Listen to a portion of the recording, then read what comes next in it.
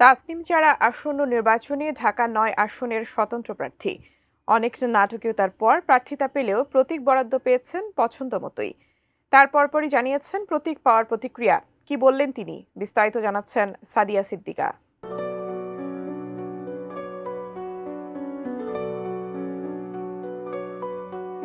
২০২৪ সালে ছাত্র জনতার গণঅভ্যুত্থানে পতন হয় বাংলাদেশের সাবেক প্রধানমন্ত্রী শেখ হাসিনার। এরপরই বাংলাদেশে শুরু হয় এক নতুন অধ্যায়। সেই পট পরিবর্তনে গঠিত হয় জাতীয় নাগরিক পার্টি এনসিপি, যেখানে সিনিয়র যুগ্ম সদস্য সচিব হিসেবে দায়িত্ব পালন করেন ডক্টর তাসনিম জারা। তবে সম্প্রতি এনসিপি ও জামায়াতের মধ্যে জোটগত সিদ্ধান্ত নিয়ে বিতর্ক শুরু হলে নীতিগত কারণে তিনি পদত্যাগ করেন। এরপর ঢাকা ৯ আসন থেকে স্বতন্ত্র প্রার্থী হিসেবে দাঁড়াতে গেলে শুরুতেই বাধার মুখে পড়েন, বাতিল হয় তার মনোনয়ন।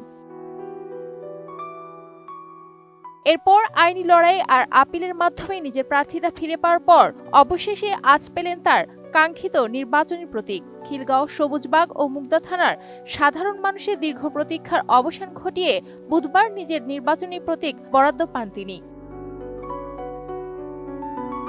আমি বুঝি নির্মাণের শিল্প, সালাম স্টিল বোঝে durability. Salam steel, most durable steel. Dhaka বিভাগীয় কমিশনারের কার্যালয় থেকে দুপুরের দিকে তিনি তার কাঙ্ক্ষিত ফুটবল প্রতীক সংগ্রহ করেন। প্রতীক পাওয়ার পরপরই এক ফেসবুক পোস্টের মাধ্যমে তিনি তার অনুসারী ও ভোটারদের এই আনন্দের সংবাদটি নিশ্চিত করেন। প্রতীক পাওয়ার প্রতিক্রিয়ার গণমাধ্যমের মুখোমুখি হয়ে ডক্টর তাসনিম জারা জানান, গত কয়েকদিন ধরে ঢাকা ৯ আসনের বিভিন্ন এলাকায় জনসংযোগের সময় তাকে একটি সাধারণ প্রশ্নের মুখোমুখি হতে হচ্ছিল।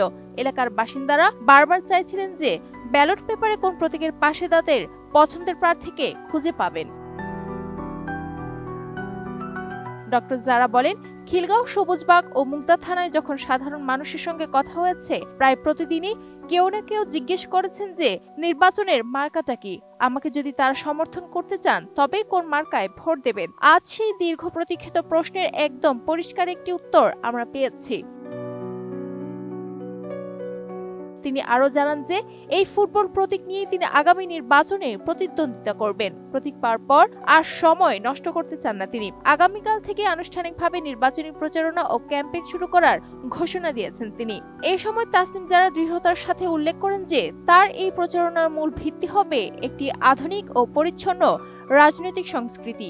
তিনি বলেন, আমরা যে রাজনীতিটা সামনে দেখতে চাই, স্বচ্ছতা এবং জবাবদিহিতার রাজনীতি, তার ভিত্তিতেই আমাদের ক্যাম্পেইন চলবে।